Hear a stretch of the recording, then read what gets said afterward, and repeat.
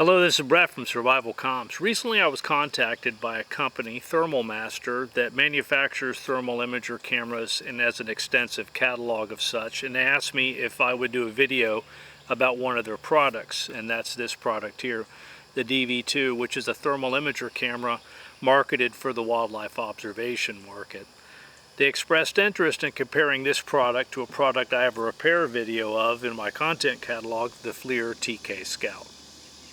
Now before we get started, I'm going to preface this with I am not a camera or thermal imager expert, so what I'm going to relate to you in this content is my end user experience based on my knowledge, skill, and abilities. Now you, the viewer, may have or desire information exceeding what is related here, and if so, please put it in the comments. So both the TK Scout and the DV2 are observation purpose thermal imager cameras rather than an inspection purpose thermal imager camera such as this Thor 2. Now that doesn't mean that you couldn't cross over roles with any one of these devices. It's just that you're not going to get the kind of detailed measurements, etc., that you're going to get out of this particular inspection style of camera. The FLIR TK Scout is a very simple device. All the controls are along the top of it. The charging port is on the top of it. And I've had this thing for about 10 years now. Like, again, I have a video of how you change the battery out in one of these devices here.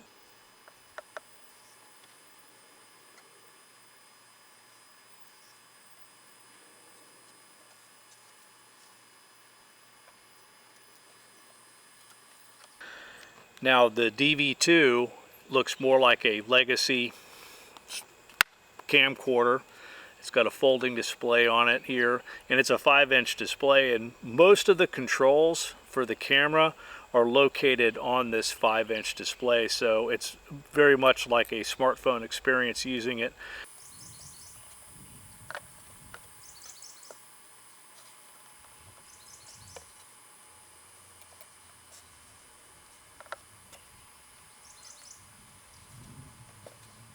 Now some may say apples and oranges, you know, this is a legacy product, this is a more recent product, but we're not looking at this strictly from the metric of performance as far as thermal imaging technology.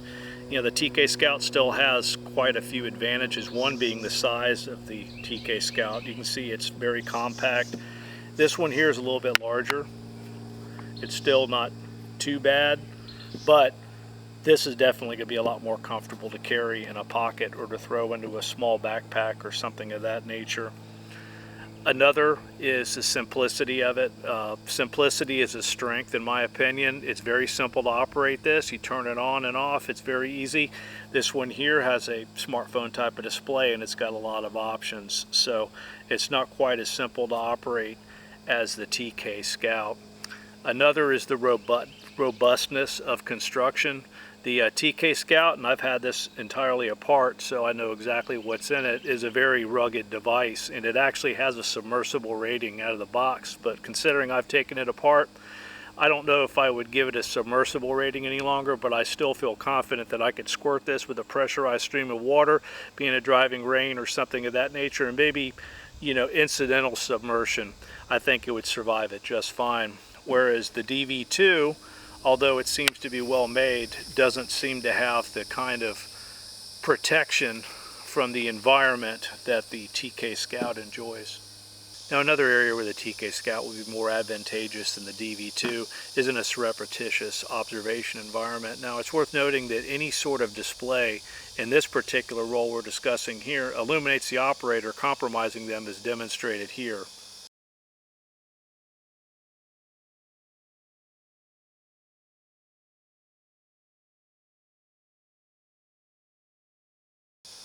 And every LED or display on an electronic device is like a beacon when viewed with conventional image intensifier night vision.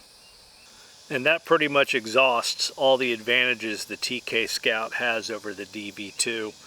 Now, as far as thermal imager camera performance goes, the DV2 far eclipses the TK Scout. Here's a couple of examples. Now this image was captured with the DV2 using the black hot palette, and the two distinctive hot objects are my trash cans 135 yards away. The original image size is 512 by 384 as seen here. And this is the same image zoomed in with Premiere Pro. Now here's an image of the same objects captured with a TK Scout with a white hot palette and its original resolution of 320 by 240. And this is the same image zoomed in with Premiere Pro. We will start with the manufacturer specifications of each device. This is the specification page for this TK Scout, and this is where you can find specific data on the camera sensor and even purchase one if inclined to roll your own. Now we have the specification data for the DV2 that was provided to me from the manufacturer. There really is no operating manual in a printed format, which is a shame in my opinion for the DV2, outside of a quick start sheet and a video describing the operation of the device. Let's go over the basic controls and operations of both devices. We're going to start with the TK Scout, and the controls are simple and straightforward, which again is a strength in my opinion. The internal battery in the device is an 18650 and battery life is about 4.5 hours. The TK Scout has 9 palettes: white hot, black hot, Insta-Alert, graded fire 1, graded fire 2, iron, lava, rain, and color wheel. With the DV2, I will relate the controls as I understand them, considering there is no printed manual or PDF for the device, only a video.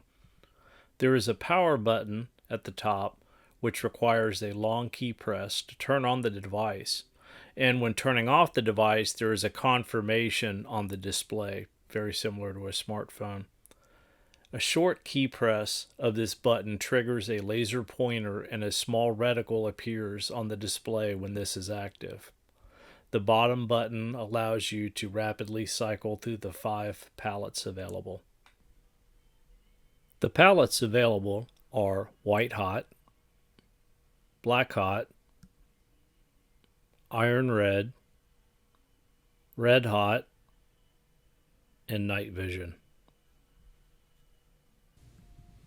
On the front of the DV2, we have an objective focus ring, and below the lens, we can see the pointing laser emitter.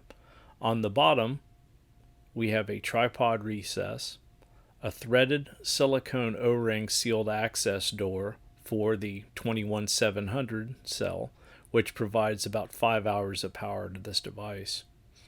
There is a USB-C port for charging, firmware bumps, and access to the 32 gigabyte internal storage. And on the far right, we have our charging LED indicator. On the display, we have 2 different menus which are switched with the bottom icon.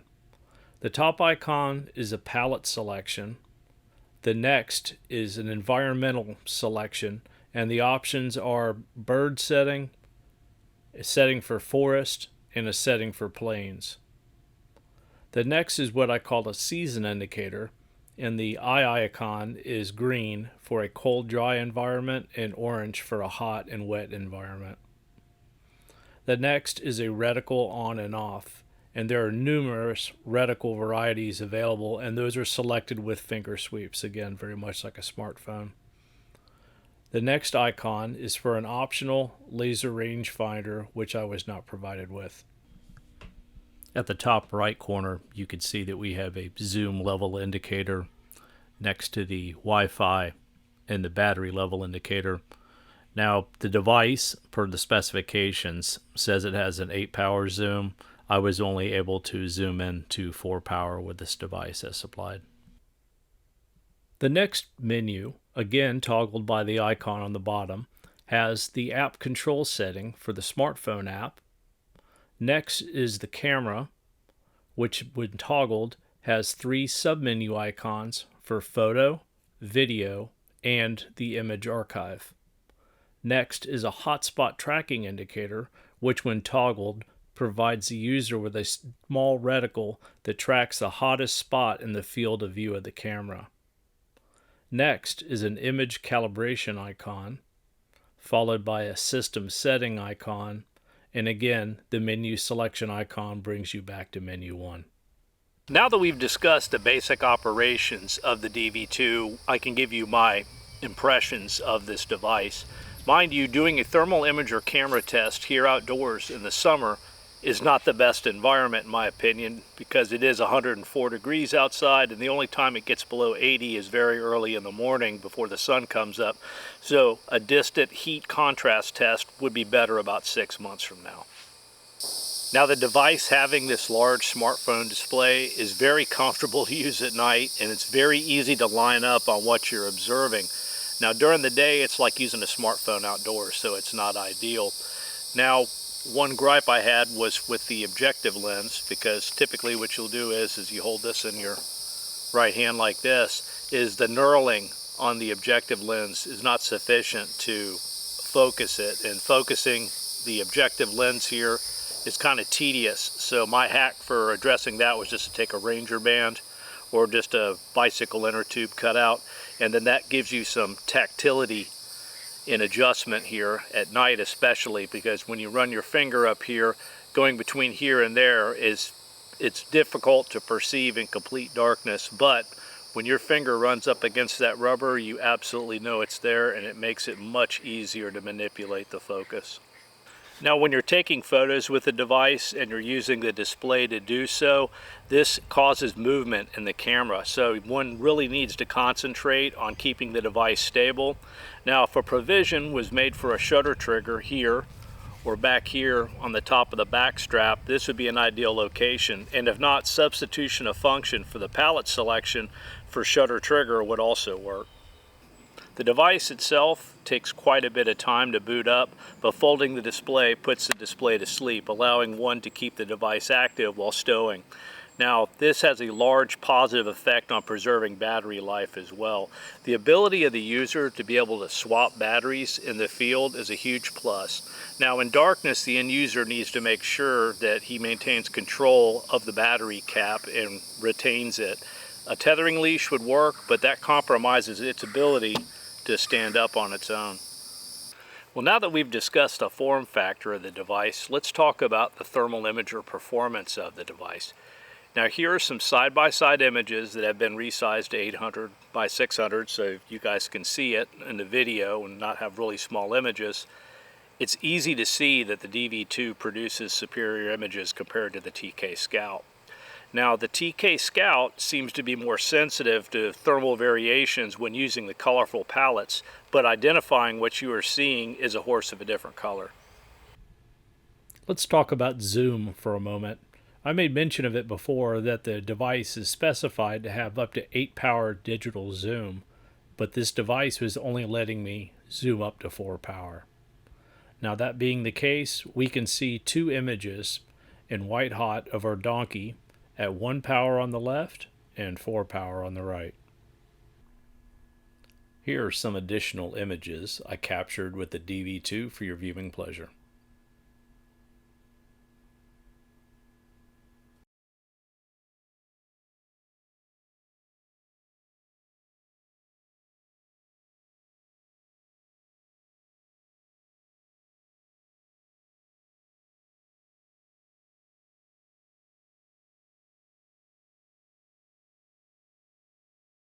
So let's summarize our comparison. The TK Scout holds the high ground in simplicity, durability, palette contrast, and compact form factor in my opinion. Now, I purchased this TK Scout in 2020 for $597.99, and the battery lasted me 3 years. And now the DV2. The DV2 produces much better images. It is superior in its ability to resolve objects at a distance and has larger image storage, allows the user to view archived images, offers wireless connectivity, and has a user-serviceable battery, and is more comfortable to use in its intended purpose than the TK Scout. The DV2 costs $499.99, which is around $200 less than the TK Scout. Now, if you want one of these for yourself, there's a link in the video description and an additional 10% off coupon code. Now, if you're looking for a general observation purpose thermal imager, I feel like this device is an excellent value. I hope this helps. This is Brett from SurvivalComms. Until next time.